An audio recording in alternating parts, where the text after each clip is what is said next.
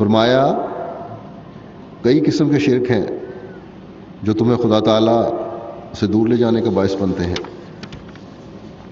مثلا بعض لوگ انسان کو اللہ کا شریک بنا لیتے ہیں. ایک انسان کے آگے اس طرح جھک رہے ہوتے ہیں جیسا نعوذ باللہ وہ خدا ہو. اس کے آگے پیچھے اس طرح پھرا جا رہا ہوتا ہے جس طرح اس شخص کو خدائی کا درجہ مل گیا ہو. ہمارے معاشرے میں کم علمی کی وجہ سے پیروں فقیروں کے پاس جا کر ان سے مانگنے کی عادت ہے. احمدیوں میں تو نہیں لیکن معاشرے میں، مسلمان معاشرے میں بھی دیکھ لیں دوسری جگہ بھی بہت زیادہ ہے. بجائے اس کے کہ خدا تعالیٰ سے مانگا جائے نام نہاد پیروں سے مانگا جاتا ہے.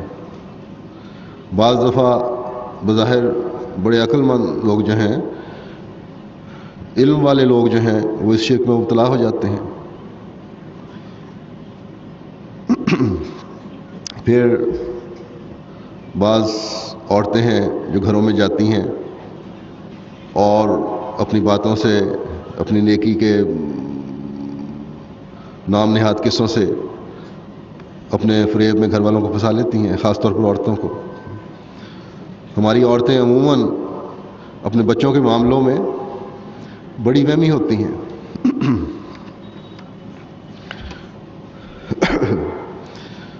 اس قسم کی باتونی عورتوں کی باتوں میں آ کر ان کی خوب خدمت خاطر بھی کرتی ہیں، ان سے متاثر بھی ہو رہی ہوتی ہیں، ان سے تعویذ گنڈے بھی لے لیتی ہیں.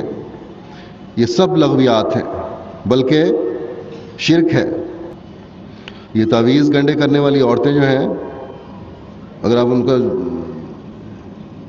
ساتھ رہ کے جائزہ لیں تو شاید وہ کبھی نماز بھی نہ پڑھتی ہوں. تو جو شخص مسلمان کہلانے کے بعد نماز بھی نہیں پڑھتا، اس سے آپ کیا امید رکھتی ہیں کہ اس کا کس طرح خدا تعالیٰ سے تعلق پیدا ہو سکتا ہے؟ حضرت صلی اللہ علیہ وسلم نے تو نماز کی اتنی تاکید فرمائی، آپ نے تو اپنی ساری عمر زندگی نماز کی پابندی فرمائی، لیکن آج کل کے یہ پیر فقیر اور اس قسم کی جو عورتیں ہیں وہ اپنے آپ کو کہتی ہیں کہ نہیں جی ہم نے خدا کو پا لیا، اس لیے ابھی باتوں کی ضرورت نہیں. تو یہ سب ڈھکوسلے اور دھوکے اور فریب ہوتے ہیں. لیکن جیسا کہ میں نے کہا ہے، یہ باتوں میں ایسی الجھاتی ہیں کہ اکثر عورتوں کی بالکل مت ماری جاتی ہے، عقل ختم ہو جاتی ہے یہاں آ کے.